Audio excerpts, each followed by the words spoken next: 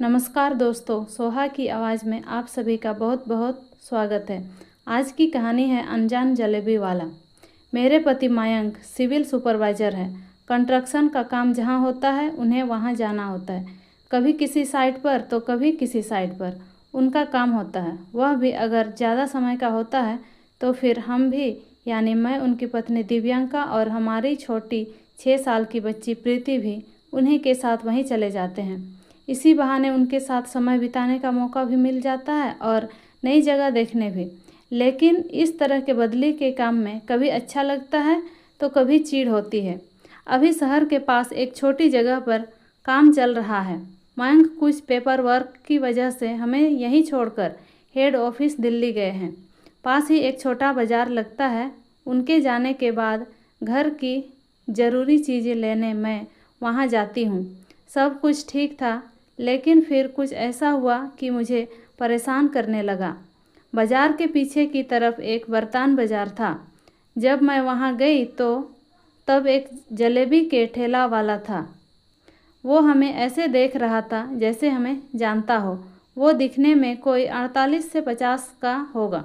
जब मैं वहाँ बैठी कुछ सामान खरीद रही थी तब वो वहाँ आए और हमें जलेबी दी। मैंने सोचा ले लेती हूँ, शायद इसलिए ही वो कब से देख रहे थे। मैंने वो जलेबियाँ लेकर पैसे दिए, लेकिन उन्होंने पैसे लेने से मना कर दिया। फिर वो बोले, मैडम आप यहीं रुकना, मैं आता हूँ। बिहेवियर तो अच्छा था, लेकिन एक अनजान शख्स से मुझे बात करना ठीक नहीं लगा, इसलिए मैं वहाँ से निकल गई। मैं उस बात को भूल गई, ऐसा भी कुछ याद रखने लायक उसमें था ही नहीं। जब मैं 3 दिन बाद फिर वहाँ गई तो मुझे उन्हें देखकर याद आया, इसलिए मैं उनसे बचकर वहाँ से चली गई ताकि वो मुझे देख नहीं पाए। मैं अपना काम खत्म करके घर चली गई। मैंने घर पहुंचकर दरवाज़ा बंद किया था, तभी दरवाजे की बेल बजी। मैंने जाकर दरवाज़ा खोला और मैं देखकर डर गई। दरवाजे पर वही ठेला वाला जलेबी वाला था। उसे देखकर मैं घबरा गई और उसके कुछ बोलने के पहले ही मैंने बोला, क्या काम है? तुम मेरा पीछा क्यों कर रहे हो? बुलाओ किसी को, दोबारा यहाँ दिखना मत। मेरे ज़ोर से बोलने और गुस्से से वो डर गया और घबरा कर भाग गया। मैंने कभी किसी को इस तरह बोला नहीं था, लेकिन मुझे ऐसा करना पड़ा। ये बात मैंने मयंक को बताई। उन्होंने बोला कि मेरे आने तक ख्याल रखो और मार्केट मत जाना, मैं आकर देखता हूँ। मयंक 3 दिन बाद ही आने वाले थे। मयंक जब आए तब अगले दिन हमारा फिर बाज़ार जाना हुआ। उन्होंने कहा कि कौन है, बताओ ज़रा मैं भी देखूं कौन है जो घर तक आया था। उन्होंने देखा उसे, वो अभी भी ठेले पर जलेबी बेच रहा था। उन्होंने देखते ही कहा कि मैंने इसे पहले देखा है पर याद नहीं आ रहा। वो वहाँ उस ठेले के पास गए। उन्हें देखते ही वो ठेले वाला पहले खुश हुआ और फिर बोला, साहब आप मुझे गलत मत समझना, मैं आपका पीछा नहीं कर रहा हूँ। मयंक बोले कि मैंने पहले कहीं देखा है तुम्हें। वो ठेले वाला बोला, हाँ साहब, मैं उस दिन भी आपसे ही मिलने आया था, पर मैडम मुझे गलत समझ गई।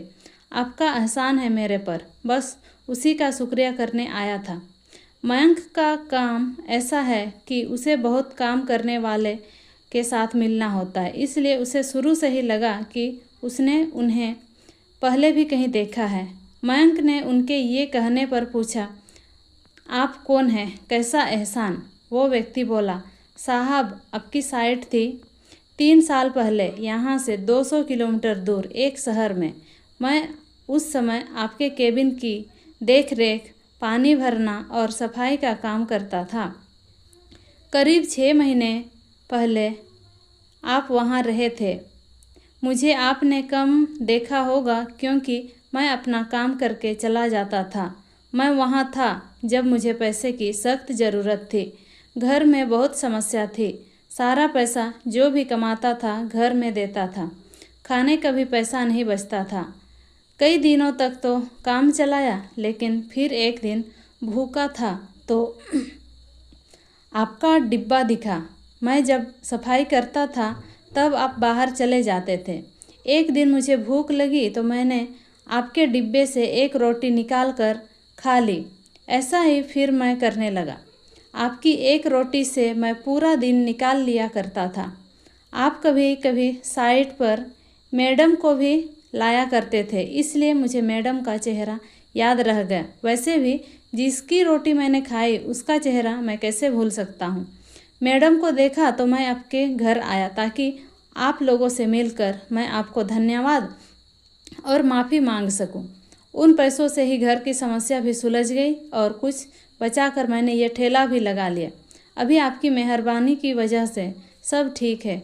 आप वहाँ से अचानक चले गए। मैं जब भी रोटी खाता था तब सोचता था कि मैं आपको ज़रूर बता दूंगा, फिर डर भी लगता था कि कहीं ये नौकरी न चली जाए। अभी सब ठीक है तो मैंने आपको ये बता दिया। मयंक भी एक अच्छा इंसान था।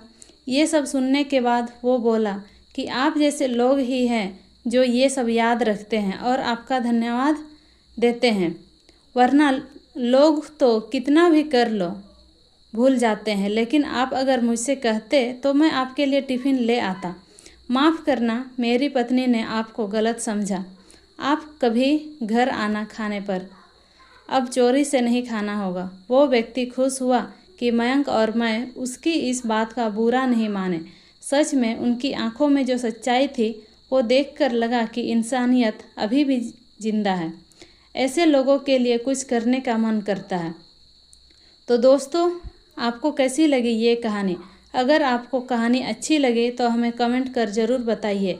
इसी तरह की कहानी सुनने के लिए हमारे चैनल को सब्सक्राइब ज़रूर करें। मिलते हैं इसी तरह की कहानी के साथ जल्द ही। तब तक के लिए आप अपना ख्याल रखना। धन्यवाद।